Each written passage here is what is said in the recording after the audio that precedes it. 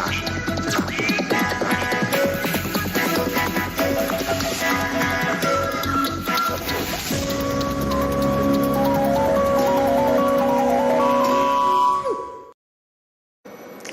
everyone and welcome to this edition of the Primetime Newscast in the English language on Canal International. We'll begin with our top stories.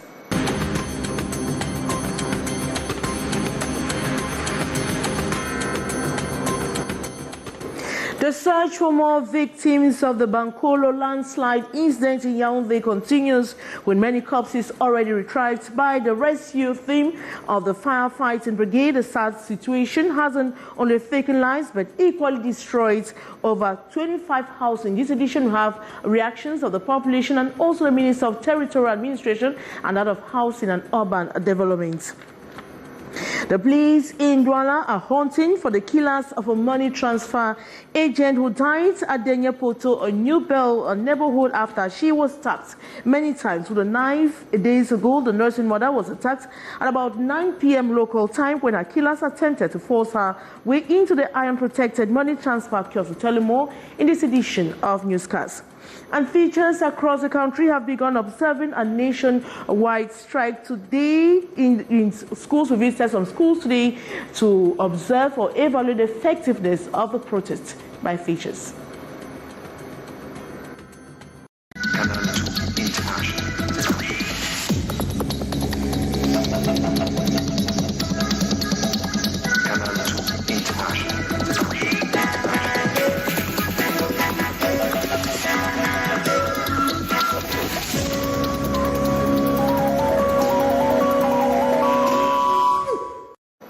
Good evening once more. The search for more victims of the MBANKOLO-landslide incidents in the nation's political capital, Yaoundé, continues, with many corpses already retrieved by the rescue team of the firefighting brigades. The sad situation hasn't only taken lives but equally destroyed over 25 houses. Let's get the updates this far with our reporter, Aisincha.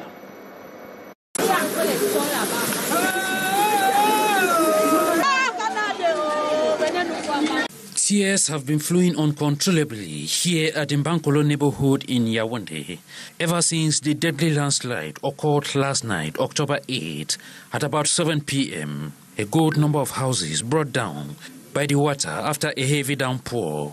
This is where the misfortune all started, before ravaging houses and inhabitants down this valley, as eyewitnesses recount.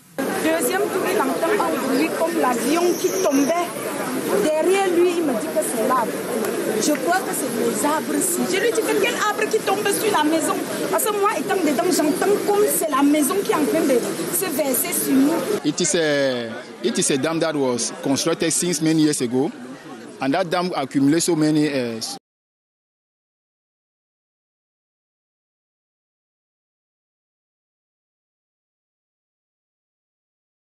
you can see. And then there were, at least when we arrived at the scene, it was catastrophic because we met so many dead bodies already, but we tried to rescue some, but many of them were already dead. Pathetic enough, there was a birthday celebration going on in one of the destroyed houses, and the children all perished. The rescue team of the firefighting brigade, arriving at the scene few minutes later, have been on a serious search to retrieve the victims, dead or alive. And by 1 p.m. this Monday, the death toll stood at 27, with many critical cases rushed to the hospital. A difficult moment for family members who have been rushing in here in their numbers to identify the mortal remains of their loved ones, and they are directed to the Central Hospital mortuary, where the corpses are being transported to. The intensive search promises to be long in the 3 sites of the incident, with a lot of difficulties as revealed by the rescue elements. And 2 members, Paula Tanganji of Territorial Administration and Cliquez of Housing and Urban Development, both expressed condolence to the bereaved families while cautioning them to quit the risky zone. Let's take a listen. Monsieur le préfet, monsieur le sous-préfet, the duo, the SDO and males, tell the families to rush to the emergency center. Dans le domaine des secours et d'assistance. And when I've got the publication of Meteo, I've sent out a release document calling local authorities to do everything possible to let the bed of the water free, because we knew that at this moment in Cameroon we'll have these terrible rains. So all my condolences to the family who would see their beloved pass away, and please follow the instruction, the urbanism document, because our country has so many documents concerning the well and planned occupation of our cities. But people wanted to construct without any law. And panic and the fear of the unknown has gripped inhabitants of the capital city, Yaoundé, following the heavy rains that provoked landslides and floods, claiming many lives, destroying homes and properties, devastating disasters that remind us of the vulnerability of the population to extreme weather situations. More on the story with our reporter, Beatrice Ngamo. Cries of pains, shock and disbelief. The images this Monday morning after the landslide yesterday evening in MBANKOLO that claimed about 30 lives, homes and buildings. A collapse war at the Van neighborhood killed some children, leaving many injured. And flood that covered homes, destroying properties at the Golbison, Melen and other neighborhoods. Difficult for school children to go to school and adults to get to their job sites or business places. A persistent downpour for some nights loosened the earth that gave way Sunday night with heavy rains and mudslides. Water forced its way through the hill, sweeping all along its path, building like persons carried away. Many souls perish, others still to be found as the firemen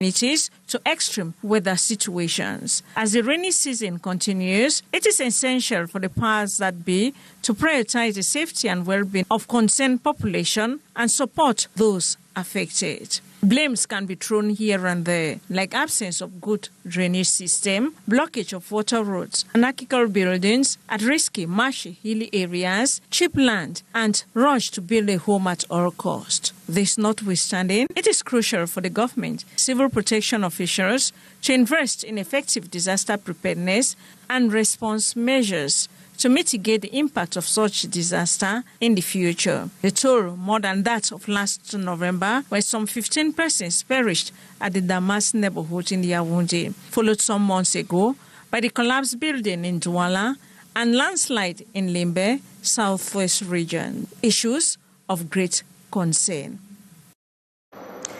Security forces in the nation's economic capital, Douala, are currently hunting for the killers of a money transfer agent who died at the Nyopoto New Bell neighborhood after she was stabbed many times with a knife. A few days ago, the nursing mother was attacked at about 9 p.m. local time when her killers attempted to force their way into the iron-protected money transfer kiosk. Sherifa Saleh has the rest of that story.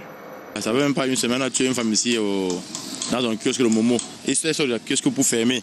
Les gars ont surgi, avec couteau, lui poignardé, et puis partir avec ça. According to area residents, the suspected killer stabbed Mangwa Fomi Edith Floor multiple times when she put up a stiff resistance against her suspected killers who could not have access into the kiosk. As reported, the 40-year-old lady and a nursing mother was met in her own pool of blood, bleeding profusely. She was rushed to the hospital where she finally gave up, leaving behind a 5-month-old baby.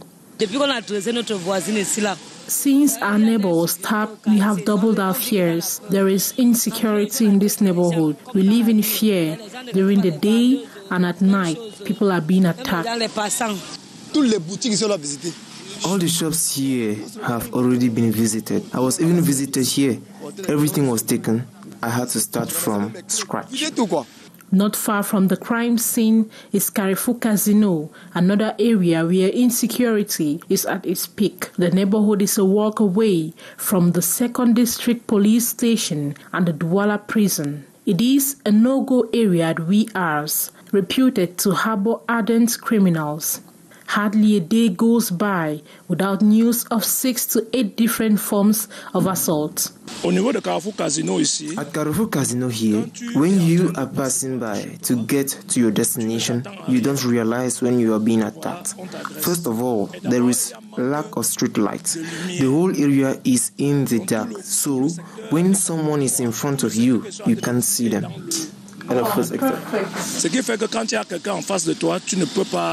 The neighborhood is devoid of street lights and security cameras. Assaults are mostly carried out by criminals, many of whom are nationals from neighboring Central African Republic and Chad. And teachers across the national territory have begun observing strike action as earlier announced on October 5 while celebrating World Teachers Day. We visited some schools today in Douala to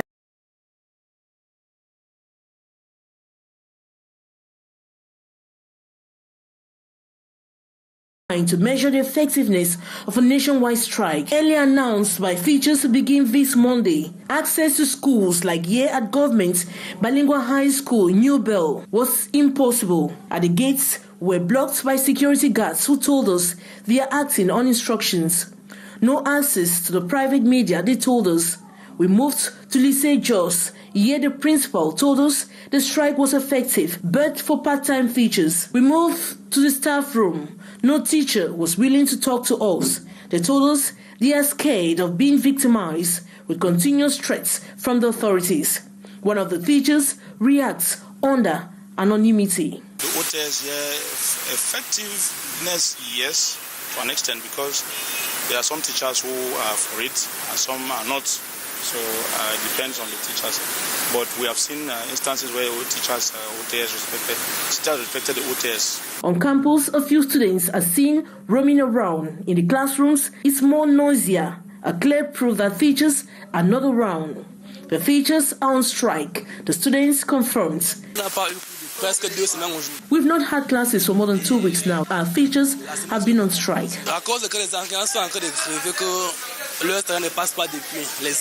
While measuring the impact of the studies, students are already asking questions how the end of course examinations will look like since their teachers are on strike. We are worried about our examinations. We don't know what we are going to write since we have not been learning because our teachers are on strike. The sitting strike has confirmed how deep the teachers' problems are. And in prelude to the celebration of World Mental Health Day on October 10, 2023, the International Organization for Migration has conducted a series of awareness-raising activities to support victims of inter-community conflicts in the far north region. Forget the terror. The activities took place within the framework of the Disengagement, Disassociation, Reintegration and Reconciliation Program of the International Organization for Migration. Gladys Ambo-Dibang tells us more. Melis Esther is amongst victims who fled their hometowns in the Logan and Shari division in the far north region as a result of inter-community conflict between the Arab Shuars and Muslims. Many of them still suffer from the trauma and their mental health have been affected. This victim, for example, is incoherent in her statements. I have learned more about displaced people. They can go to hospital whenever they feel unwell. Sometimes when I just stand, I remember when my daughter was getting married, I refused. Sometimes I just fall on my knees until my brain is clear. Then I wake up. I am psychologically disturbed. The International Organization for Migration intends to protect and promote the psychosocial well-being of these victims, including former associates of non-state armed groups and others who have faced violence in many forms in the northern area of Cameroon. They are being schooled on trauma, chronic brain disorders such as epilepsy crisis and others. We are helping them identify the problems they have so far so that we can orientate them on what to do and equally work alongside experts in the psychosocial chain. According to Clanet Sodon, representative of the head of the International Organization for Migration sub-office in Marwa, interventions on ground has made it possible to reach 17,419 migrants, internally displaced persons, former associates of non-state armed groups, and other people affected by crisis within 11 communities. The level of civility of some Cameroonians is questionable as they find comfort in littering the streets with refuse than pouring in the garbage bins. Fru Williams walked through some of the residential quarters to observe how people conform with garbage can civility. His story. The continuous piling of domestic waste on roadside in some neighborhoods in the city of Douala is becoming a major concern. Residents are responsible for disposing their waste on roadside rather than